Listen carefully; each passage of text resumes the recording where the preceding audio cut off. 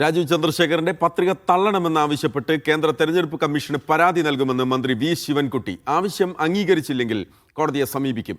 രാജീവ് ചന്ദ്രശേഖരന് അനുകൂലമായി CPM നിലപാട് സ്വീകരിച്ചെന്ന KS ശബരിനാഥന്റെ വാദം ബാലിശമാണെന്നും വി ശിവൻകുട്ടി മീഡിയ വണ്ണിനോട് പറഞ്ഞു.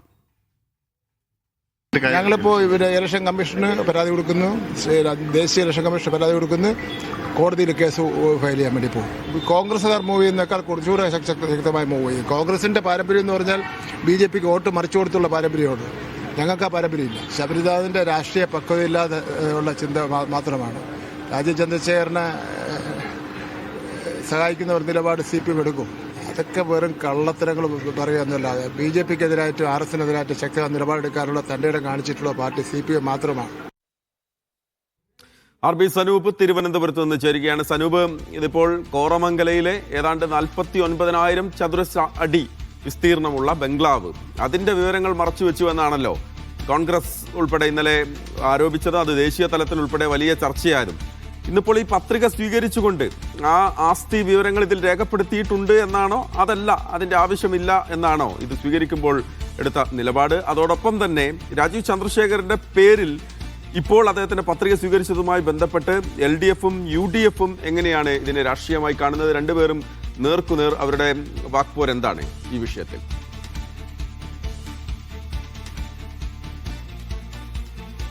മഹേഷ്, ആരോപണം, പരാതി, തർക്കം, ഏറ്റവും ഒടുവിൽ നിയമം NDA സ്ഥാനാർത്ഥി രാജീവ് ചന്ദ്രശേഖരന്റെ നാമനിർദ്ദേശ പത്രിക സ്വീകരിച്ചിട്ടുണ്ട്. പ്രധാനമായിട്ടും ഉയർന്നു വന്ന ആരോപണം അദ്ദേഹം സ്വത്ത് വിവരങ്ങൾ മറച്ചുവെച്ചു എന്നുള്ള കാര്യമായിരുന്നു. ഈ കർണാടകയിൽ ഭൂമിയും അതിനോടൊപ്പം തന്നെ വീടും ഉണ്ട് എന്നുള്ള കാര്യം മറച്ചുവെച്ചു. ഏകദേശം 200 കോടി രൂപയുടെ ആസ്തി മറച്ചുവെച്ചു എന്നായിരുന്നു കോൺഗ്രസിന്റെ പ്രധാനപ്പെട്ട ആരോപണം. അത് സംബന്ധിച്ച് പരാതി ഈ സൂക്ഷ്മ പരിശോധനാ സമയത്ത് നൽകുകയും ചെയ്തു. അതിനിടയിലാണ് ഈ പറയുന്ന പോലെ ഈ നാമനിർദ്ദേശ പത്രിക സ്വീകരിക്കുകയും ചെയ്തത്. അതിന് പ്രധാനമായിട്ടുള്ള കാരണം അതിവിടെ പരിഗണിക്കേണ്ട പ്രശ്നമല്ല എന്ന് പറഞ്ഞുകൊണ്ടാണ് ഈ പറയുന്ന പോലെ ആദ്യം നിലവിൽ ഇപ്പോൾ തന്നിട്ടുള്ള കാര്യങ്ങളെല്ലാം വ്യക്തമാണ് എന്ന് പറഞ്ഞുകൊണ്ട് ഈ നാമനിർദ്ദേശ പത്രിക സ്വീകരിക്കുക ചെയ്തത്.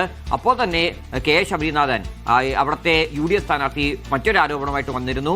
ഇതെല്ലാം താൻ പറഞ്ഞ കാര്യങ്ങളെല്ലാം തന്നെ വസ്തുതയാണ്. പക്ഷേ അവിടെ ഈ പറയുന്ന പോലെ BJPയെ സഹായിക്കുന്നതിന് വേണ്ടി CPMന്റെ പ്രതിനിധികൾ ഒന്നും തന്നെ ഇതുമായി ബന്ധപ്പെട്ട് മിണ്ടിയില്ല, അതിൽ എതിർപ്പൊന്നും തന്നെ അറിയിച്ചില്ല എന്നുള്ളൊരു ആരോപണം കൂടി ആ സമയത്ത് വന്നു. തുടർന്നാണ് കോടതിയെ സമീപിക്കാൻ വേണ്ടിയുള്ള ഒരു തീരുമാനം, അതായത് സ്വത്ത് മറച്ചുവെച്ചു എന്നുള്ള കാര്യത്തിൽ കോടതിയെ സമീപിക്കാൻ വേണ്ടിയുള്ള തീരുമാനം UDF കൈക്കൊള്ളുമെന്ന് KS ശബരിനാഥൻ അറിയിച്ചത്. മുതിർന്ന നേതാക്കളുമായിട്ട് സംസാരിച്ച് ഇന്ന് തന്നെ അതിനുവേണ്ട നടപടികൾ കൈക്കൊള്ളുമെന്നാണ് KS ശബരിനാഥൻ വ്യക്തമാക്കിയത്. മറുവശത്ത് ഇലക്ഷൻ കമ്മീഷനെ സമീപിക്കുമെന്നാണ് നേമത്തെ LDF സ്ഥാനാർത്ഥി വി ശിവൻകുട്ടി വ്യക്തമാക്കിയത്. KS ശബരിനാഥന്റെ ആരോപണങ്ങൾ പക്ഷേ ബാലിശമാണ്. CPMന്റെ യാതൊരു സഹായവും BJPക്ക് അവിടെയില്ല. CPM BJP തമ്മിലാണ് അവിടെ മത്സരമെന്ന് അദ്ദേഹം പറയുന്നു.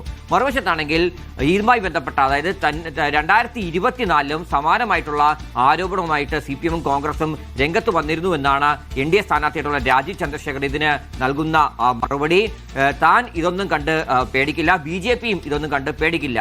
അവിടെ വീടും സ്വത്തും ഇല്ല എന്ന് താൻ പറയുന്നില്ല, പക്ഷേ അത് തന്റെ പേരിലുള്ള ഭൂമിയും വീടും അല്ല എന്നുള്ള കാര്യമാണ് രാജീവ് ചന്ദ്രശേഖർ ഇപ്പോൾ വ്യക്തമാക്കുന്നത്. അതൊരു പാർട്ട്ണർഷിപ്പിൽ എടുത്തിട്ടുള്ള സാധനമാണ്, അതിലൊരു പാർട്ട്ണർ മാത്രമാണ് താൻ എന്നുള്ള കാര്യമാണ് രാജീവ് ചന്ദ്രശേഖർ ഇപ്പോൾ വ്യക്തമാക്കിയിട്ടുള്ളത്. ആർക്ക് വേണമെങ്കിലും ഇതുമായി ബന്ധപ്പെട്ട രേഖകൾ പരിശോധിക്കാം.